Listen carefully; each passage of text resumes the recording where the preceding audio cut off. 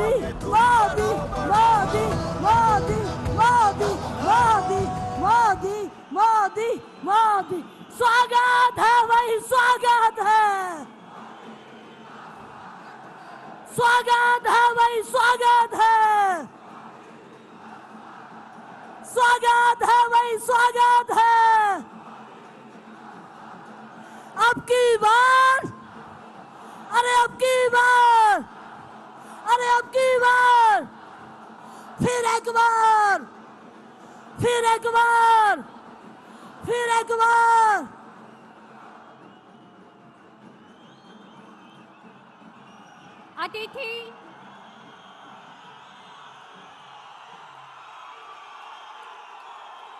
अतिथि देवो भव की परंपरा को निभाते हुए मेरा निवेदन करना चाहती हूँ। हिमाचल प्रदेश के ऊर्जावान प्रदेशाध्यक्ष आदरणीय डॉक्टर राजीव बिंदल जी, आदरणीय सुरेश कश्यप जी, आदरणीय सिकंदर कुमार जी आप आए और माननीय प्रधानमंत्री जी को लोया डांगरू टोपी दे के सम्मानित करें।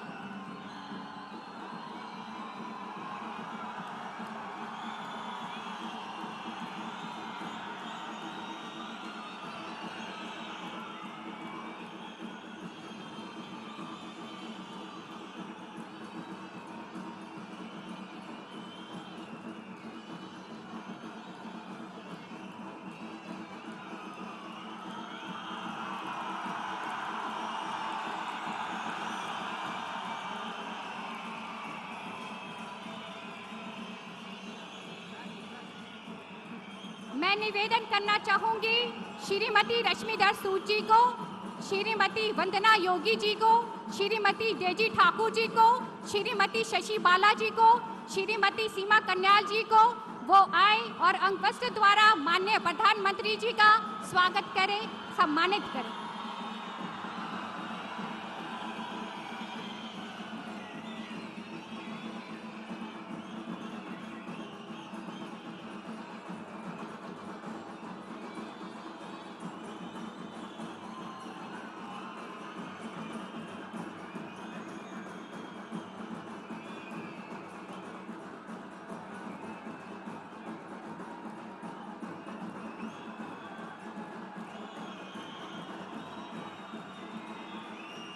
मैं निवेदन करना चाहूंगी आदरणीय सुखराम चौधरी जी का, आदरणीय बलदेव वर्मा जी का, आदरणीय KL ठाकुर जी का, आदरणीय विनय गुप्ता जी का, आदरणीय रतनपाल ठाकुर जी का, आदरणीय अनुप फाल्टा जी का, सुरेश भारद्वाज जी का वो आए से अन्य मोदी जी का सम्मान करें।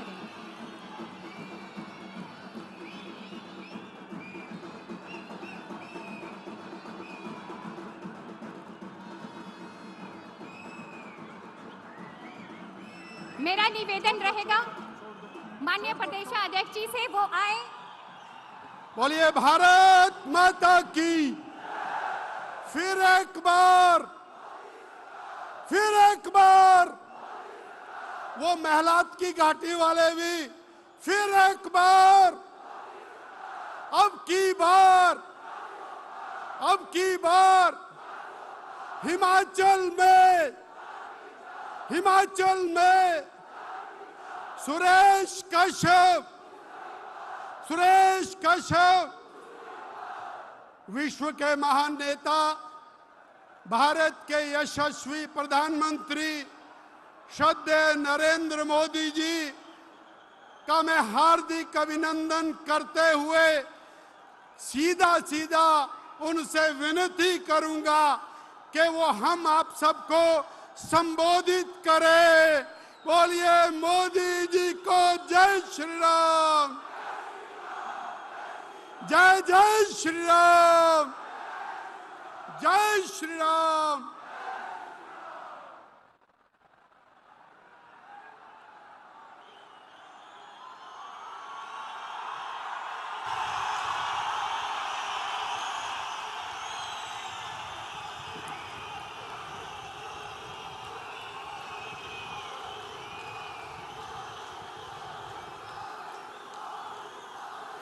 भारत माता की, भारत माता की, भारत माता की। सौभी के मेरी ढाल, सौभी के राम राम। मां बाला सुंदरी, रेणुका मां और परशुराम के धरते महर्षि जमदग्नि के तपोस्थले चूड़ेश्वर महादेव, शिरगुल देवता, महासु देवता की पुण्य धरा गुरु गोविंद सिंह रे धरते पांदी आए के मुखे बहुत बहुत खुशी हसो।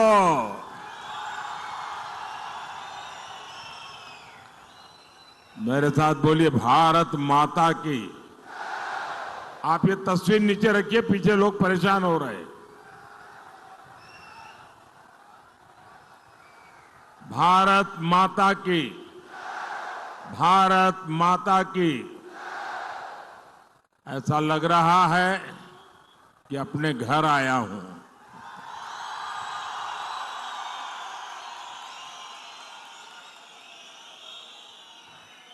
मेरे लिए न नाहन नया है और ना ही सिरमौर नया है, लेकिन मुझे कहना पड़ेगा आज का माहौल नया है।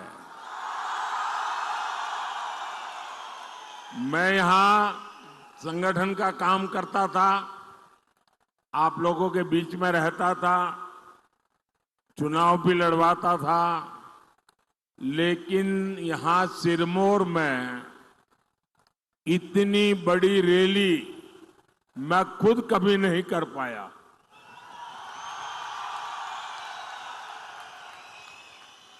पार्टी की मीटिंगें लेता था, सबको समझाता था।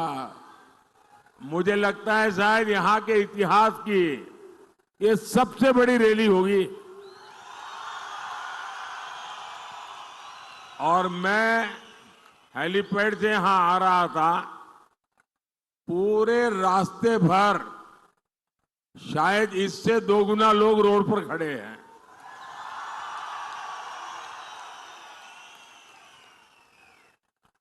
आपका ये प्यार, आपका ये आशीर्वाद मुझे हमेशा हमेशा हिमाचली बना के रखता है।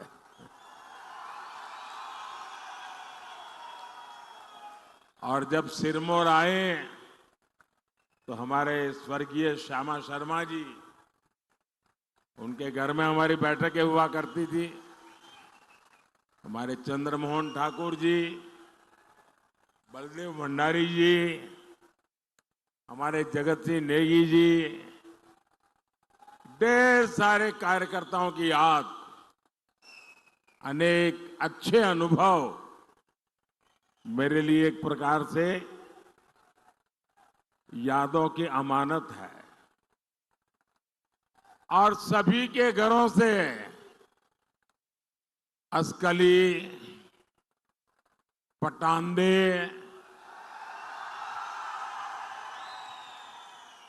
और सिडको, और यहां एक होटल ब्लैक मैंगो हुआ करता था। होटल ब्लैक मैंगो है, हमारे अल्पसंख्यक मोर्चे की बैठकें ज्यादातर वहीं पर हुआ करती थी। और जब देश मोदी को जानता नहीं था, तब भी आप लोगों ने मुझे आशीर्वाद देने में, प्यार देने में कोई कमी नहीं रखी। समय बदला है, लेकिन मोदी नहीं बदला है।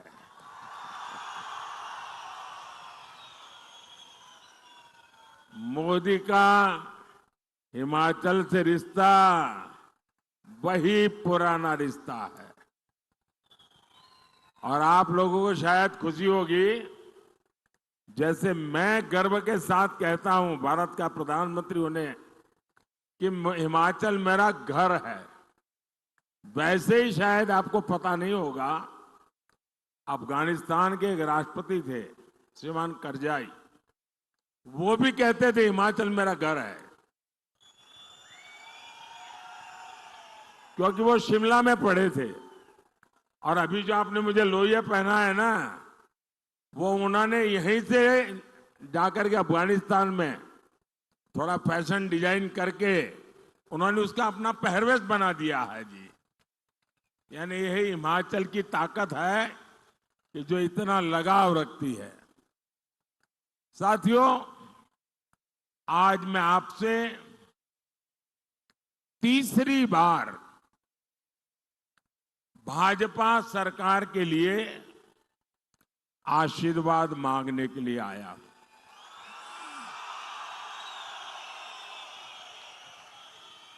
और मुझे आशीर्वाद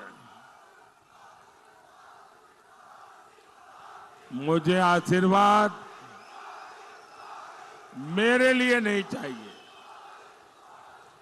मुझे आशीर्वाद मेरे परिवार वालों के लिए नहीं चाहिए। मुझे आशीर्वाद मेरी जात बिरादरी वालों के लिए नहीं चाहिए। मुझे आशीर्वाद चाहिए ताकतवर भारत बनाने के लिए।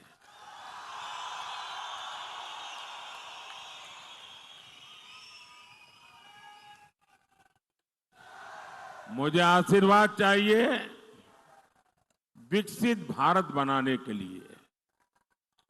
मुझे आशीर्वाद चाहिए विकसित हिमाचल के लिए। देश में 5 चरणों के चुनाव हो चुके हैं।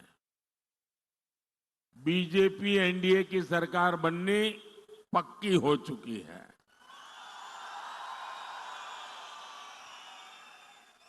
और अब हिमाचल 4-0 से हैट्रिक लगाएगा। और हम तो देवभूमि के लोग हैं, हमारी एक भी चीज कभी बेकार नहीं जाने देते। तो कोई हिमाचली अपना वोट बेकार जाने देगा क्या? अपना वोट बेकार जाने देगा क्या? वो उसी का वोट देगा ना जिसकी सरकार बनेगी, और जिसको वोट देगा उसकी ही सरकार बनेगी। ये हिमाचल में पक्का है।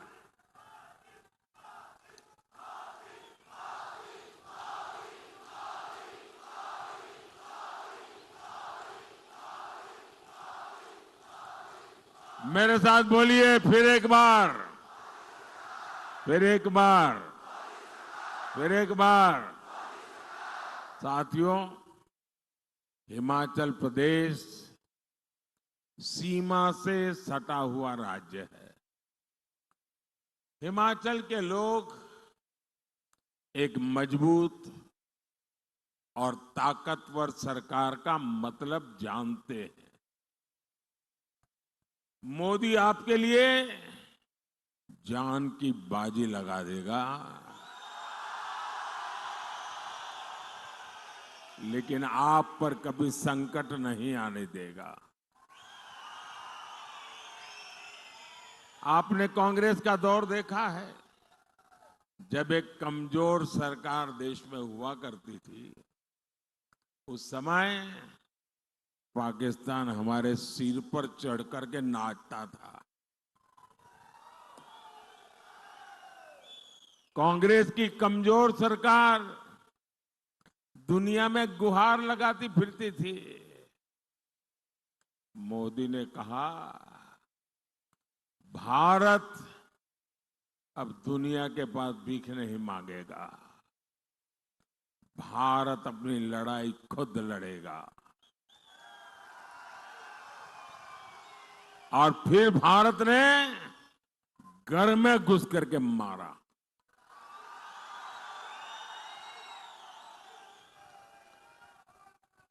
आज देखिए, पाकिस्तान की क्या हालत हो गई है।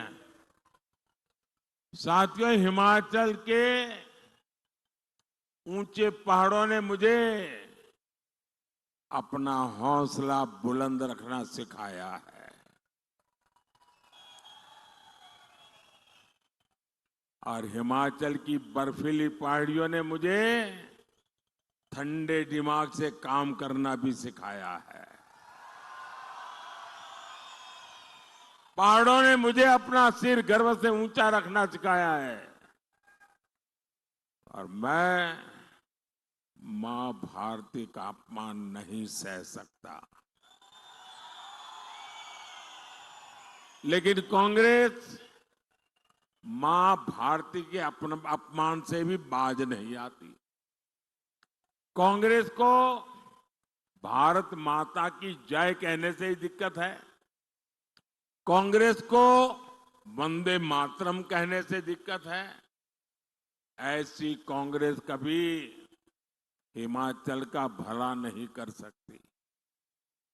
साथियों, यही कांग्रेस है जिसने भारत के सीमावर्ती इलाकों को अपने हाल पर छोड़ दिया था।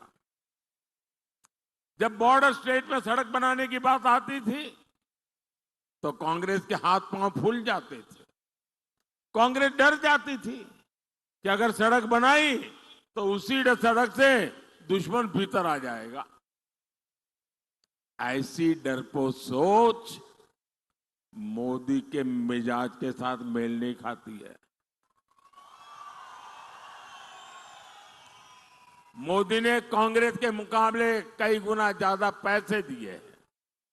मोदी ने कहा है बॉर्डर पर सड़कें बनाओ, इंफ्रास्ट्रक्चर बनाओ। आज बॉर्डर किनारे सैकड़ों किलोमीटर नई सड़कें बनी है। आज बॉर्डर किनारे रहने वाले फौजियों का, हमारे लोगों का जीवन आसान हुआ है।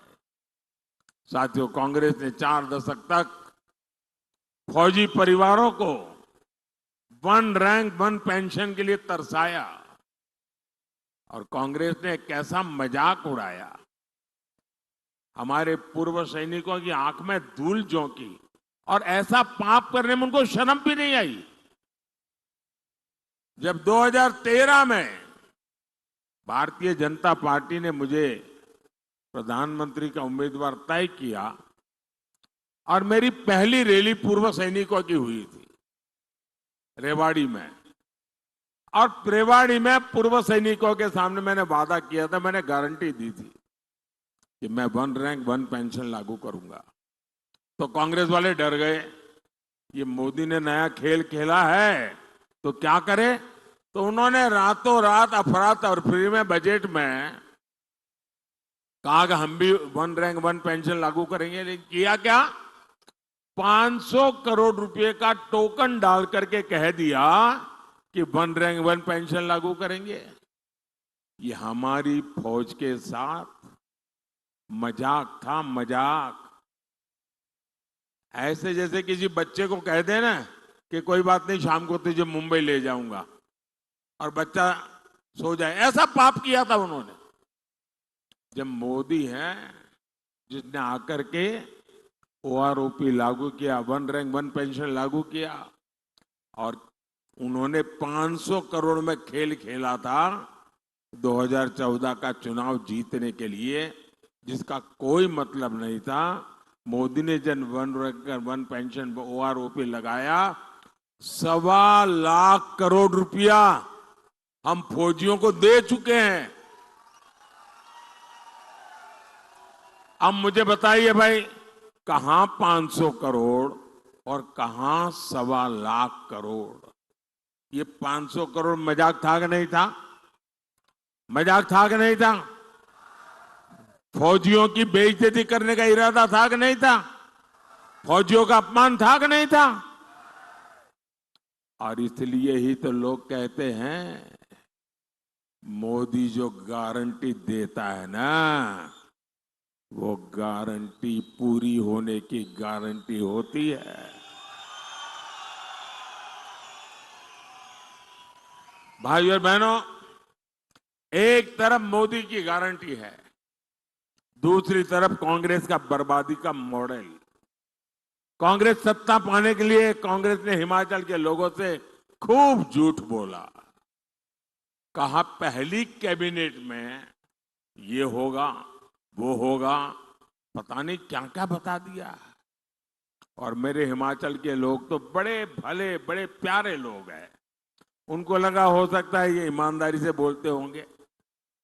पहली कैबिनेट में तो कुछ हुआ नहीं, बल्कि कैबिनेट ही टूट फूट गई। साथियों, इतनी बड़ी संख्या में यहां मैं माताओं बहनों को देख रहा हूं। आप मुझे बताइए, कांग्रेस ने कहा था आपको 1500 रुपया देगी, क्या 1500 रुपया मिला? क्या मिला? क्या किसी के घर में आया? क्या कांग्रेस ने गोबर का पैसा देने का वादा किया था, किसी को मिला? क्या जरा जोर से बताओ ना भाई, डरो मत। मिला क्या? ये अभी ज्यादा दिन रहने वाले नहीं है, आप जरा हिम्मत से बोलो। मैं नौजवानों से पूछता हूं, पहली कैबिनेट में 1 लाख नौकरियां मिलनी थी, ये वादा किया था, मिल गई क्या? अरे पूरी ताकत से बताओ ना, जरा इनके दिल्ली के आकाओं को पता चले कि कैसा झूठ का खेल आपने इस पवित्र भूमि के पवित्र लोगों के साथ किया है। अरे नौकरी छोड़ो, ये तालाबाज कांग्रेस है, तालाबाज। ये तालाबाज कांग्रेस सरकार ने नौकरी की परीक्षा कराने वाले आयोग को ही ताला लगा दिया। अब ये तालाबाज सरकार आपके भविष्य का ताला खोल सकती है क्या?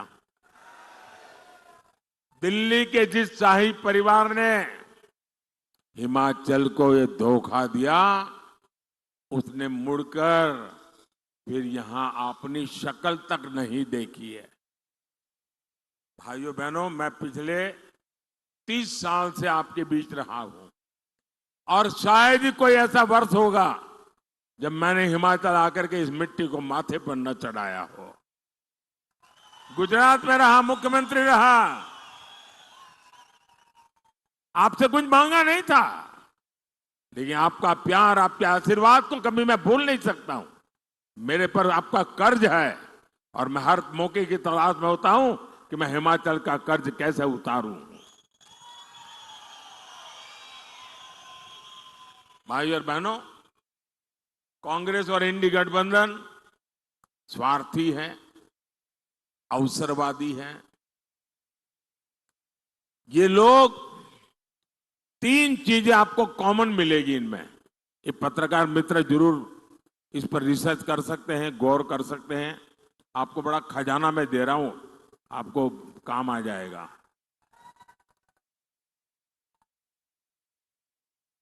ये कांग्रेस वाले, उनके साथी, 3 चीज आपको कॉमन मिलेगी। एक, ये गौर सांप्रदायिक है। दूसरा, गौर जातिवादी है। और तीसरा, गौर परिवारवादी है। आपको ये 3 चीजें हर एक में कॉमन मिलेगी जी। ये मीडिया वाले दिमाग खपाएंगे तो बहुत खजाना खोल करके ले आएंगे। 60 सालों तक कांग्रेस ने सोचा ही नहीं कि सामान्य वर्ग में भी गरीब होते हैं। क्या ब्राह्मण का बेटे परिवारों में गरीब कोई होता नहीं है क्या? क्या बनिए के परिवार में कोई गरीब होता नहीं क्या? उच्च वर्ण के लोगों के समाज में गरीब लोग होते हैं कि नहीं होते? उनकी परवाह ही नहीं थी, चिंता ही नहीं थी। उनको भी आरक्षण की जरूरत है। कांग्रेस ने हमारे इन समाज को कभी सोचा नहीं। मोदी ने आकर के जिस समाज ये आरक्षण के दायरे से बाहर था, उनको बड़ा सुखी संपन्न माना जाता, उच्च माना जाता था, मैंने उनके गरीब बच्चों के लिए 10% आरक्षण किया और इस देश में कोई झगड़ा नहीं हुआ और किसी का लूट करके नहीं किया। और आज इसके कारण हमारे समाज के लोगों को अलग अलग स्थान पर अवसर मिल रहा है। कांग्रेस ने हमारे गिरिपार के हाटी समुदाय को भी आरक्षण नहीं दिया।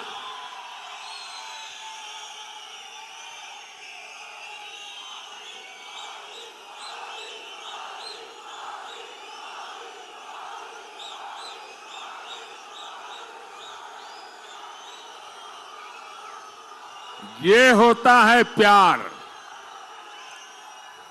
जब नेक दिली से काम होता है, जब न्यायिक काम होता है, तो मन उत्साह से भर जाता है, वो दिखता है जी।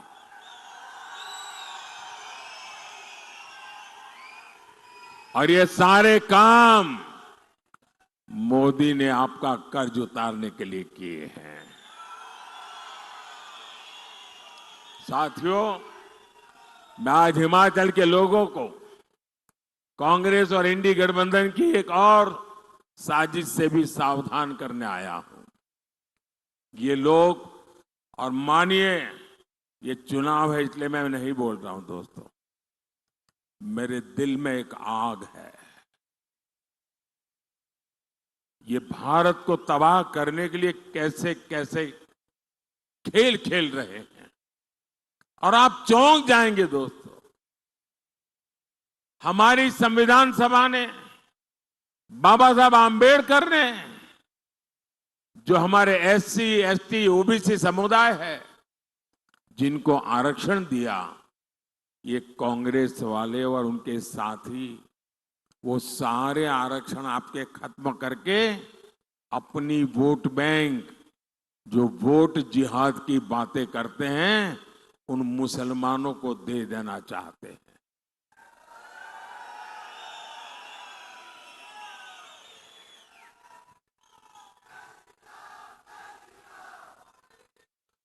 और ये सिर्फ बातें नहीं करते। कर्नाटका में कांग्रेस सरकार बनने के बाद उन्होंने कर दिया। ओबीसी के जो आरक्षण के अधिकार थे वो उनसे छीनकर मुसलमान को दे दिए, यानी देंगे ऐसा नहीं, दे दिए। और इस मॉडल पे वो काम करना चाहते हैं। आप मुझे बताइए, इस प्रकार का काम क्या मेरे हिमाचल के लोगों को मंजूर है क्या? जरा पूरी ताकत से बताइए ना। क्या ऐसे लोगों को आप स्वीकार करेंगे? ऐसे विचार को स्वीकार करेंगे? ऐसे लोगों का हर पोलिंग बूथ में सफाया होना चाहिए कि नहीं होना चाहिए? ये चुनाव मौका है इनको कहने का, रुक जाओ।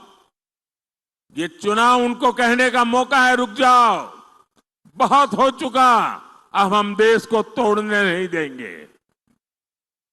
साथियों, इंडी गठबंधन की साजिश का ताजा उदाहरण पश्चिम बंगाल में सामने आया। 2 दिन पहले ही कलकत्ता हाईकोर्ट ने वहां 77 मुस्लिम जातियों के आरक्षण को खत्म कर दिया। कोर्ट ने किया। आप लोग कल्पना कर सकते हैं, मुसलमान की 77 जातियों को इंडी गठबंधन वालों ने रातों रात ओबीसी बना दिया था, और ओबीसी का जो हक था वो उनको दे दिया था। अदालत ने उसको गंभीरता से लिया। इन 77 मुस्लिम जातियों को नौकरी में, पढ़ाई में, हर जगह मलाई मिल रही थी। ऐसा करके इंडी गठबंधन ने ओबीसी के हक पर डाका डाल दिया। ऐसा करके इन लोगों ने संविधान की धज्जियां उड़ा दी है, संविधान की पीठ पे छुरा भोंका है। अब कोलकाता हाईकोर्ट के फैसले के बाद ये इंडी गठबंधन वाले बौखलाए हुए हैं। बंगाल की मुख्यमंत्री तो सीधे सीधे कोर्ट के आदेश को मानने से भी इनकार कर रही है। इनके लिए संविधान कोई मायने नहीं रखता, इनके लिए अदालतें कोई मायने नहीं रखती। इनका सबसे सगार कोई है तो इनका वोट बैंक है। साथियों, अपने वोट बैंक को खुश करने के लिए ही कांग्रेस राम मंदिर का भी विरोध कर रही है। कांग्रेस भाजपा वालों का मजाक उड़ाती थी, कहती थी मंदिर वहीं बनाएंगे, तारीख नहीं बताएंगे। हमें रोज चुभने वाली बातें करते थे, हमने तारीख भी बताई, समय भी बताया, लेकिन इन लोगों ने प्राण प्रतिष्ठा का बहिष्कार किया। आप हिमाचल के लोग मुझे बताइए, जब रामलला भव्य मंदिर में विराजित हुए, प्राण प्रतिष्ठा हुई, आपको आनंद हुआ कि नहीं हुआ? आपने अपने गांव में दिवाली मनाई कि नहीं मनाई? घर में दिवाली मनाई कि नहीं मनाई? हर हिंदुस्तानी खुश हुआ कि नहीं हुआ? 500 साल की लड़ाई, हमारे सभी पूर्वजों को भी खुशी हुई होगी कि नहीं होगी? लेकिन कांग्रेस पार्टी इसको भी बर्दाश्त नहीं कर पा रही है। कांग्रेस और उनके एक साथी ने एक रहस्य खोला है अभी। कांग्रेस के साथी इस फर्स्ट फैमिली के राजदार है वो। उन्होंने कहा है कि कांग्रेस के अंदर साजिश चल रही है, अगर सत्ता में आए तो फिर से राम मंदिर को ताला लगा देंगे और रामलला को टेंट में रहने के लिए मजबूर कर देंगे। ये इनकी सोच है। क्या ये होने देंगे क्या आप? ऐसा अवसर उनको लेने देंगे क्या? और इसलिए हर पोलिंग बूथ में इनकी सफाई करना जरूरी है। मेरा जो स्वच्छता अभियान है ना, ये चुनाव के दिन 1 तारीख को आपको मजबूती से करना है। करेंगे? भाइयों और बहनों, भाजपा सरकार हिमाचल प्रदेश के विकास के लिए पूरी कोशिश कर रही है। कोई सोचता नहीं था कि हिमाचल में भी IIT, IIM और एम्स जैसे संस्थान है, लेकिन मोदी है तो मुमकिन है। मोदी है तो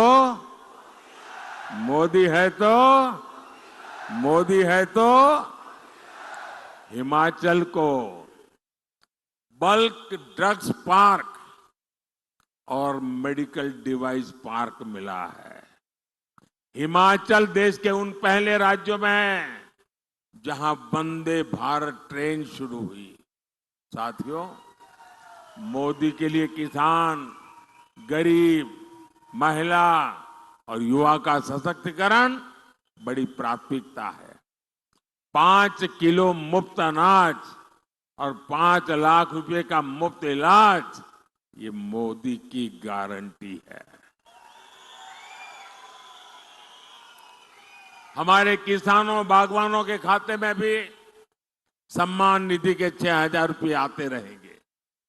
साथियों, मोदी ने स्वयं सहायता समूहों से जुड़ी 3 करोड़ बहनों को, यह आंकड़ा छोटा नहीं है, 3 करोड़ बहनों को लखपति दीदी बनाने की गारंटी दी है। और इनमें मेरे हिमाचल की भी तो हजारों बहनें होगी। मोदी, आपका बिजली बिल, याद रखना जरा, मैं ये कांग्रेस वाले गप मार के गए ना, ऐसे नहीं करता हूं। मोदी, आपका बिजली बिल 0, बिजली बिल 0। और इसके लिए एक बड़ी योजना लेकर के अपनी सेवा में हाजिर है। और योजना शुरू होगी ऐसा नहीं, शुरू कर दी। योजना का नाम है PM सूर्यघर मुफ्त बिजली योजना। इससे आपका बिजली बिल 0 हो जाएगा। इतना ही नहीं, जो बिजली आप पैदा करेंगे वो बिजली बेच करके उसमें से कमाई भी करेंगे। ये कैसे होगा? आपके घर पर सोलर पैनल लगाने के लिए सरकार आपको 75,000 रुपये देगी, 75,000 रुपीज। आप खुद अपने घर में बिजली पैदा कीजिए, आपकी जरूरत की बिजली मुफ्त में उपयोग कीजिए, अतिरिक्त बिजली जो है वो आप सरकार को बेच दीजिए, कमाई कीजिए। ये मुफ्त बिजली योजना मोदी लेकर के आया है। और मैं, मेरे सिरमौर वाले साथी, ये ऑलरेडी ऑनलाइन बुकिंग चालू है, आप अपना नाम रजिस्टर करवा दीजिए। ये बात की बात नहीं है, हो रहा है, काम शुरू हो चुका है। जैसे मोदी ने पहले गारंटियां पूरी की, वैसे ही ये गारंटी भी मोदी पूरी करेगा।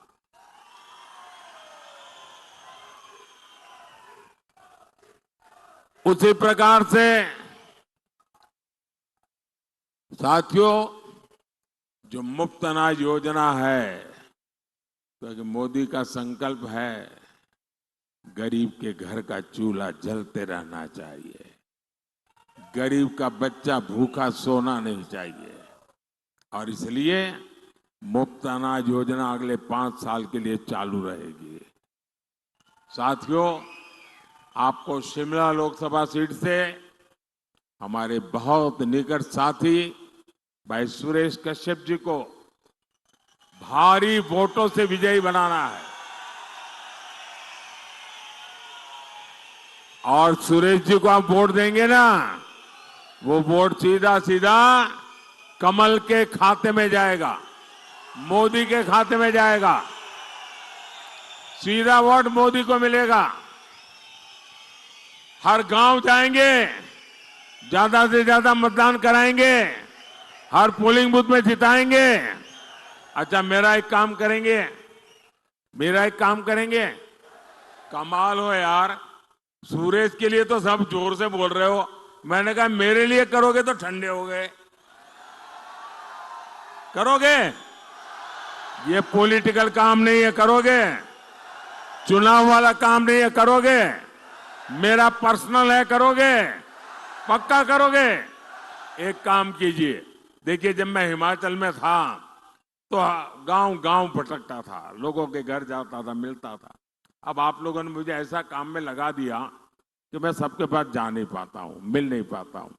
तो मेरा एक काम कीजिए, ज्यादा से ज्यादा परिवारों में जाइए, ज्यादा से ज्यादा लोगों को मिलिए और जाकर के कहना कि मोदी जी सिरमौर आए थे, मोदी जी ने आपको प्रणाम कहा है, मेरा प्रणाम पहुंचा देंगे, हर घर में मेरा प्रणाम पहुंचा देंगे, पक्का पहुंचा देंगे। दूसरा काम, हम तो देवभूमि के लोग हैं, हमारे यहाँ हर गांव के अपने देवी देवता होते हैं, अपने देवता होते हैं, देवता का आगमन होता है, हर गांव के अंदर एक पूजा स्थल होता है। आप सब मिलकर के गांव में जाके मेरी तरफ से मत्था टेकना, आशीर्वाद मांगना, देवी देवताओं के आशीर्वाद मांगना, ताकि विकसित भारत का सपना हम जितना जल्द हो सके पूरा कर सके। मेरे साथ बोलिए, भारत माता की, भारत माता की, भारत माता की। बहुत बहुत धन्यवाद।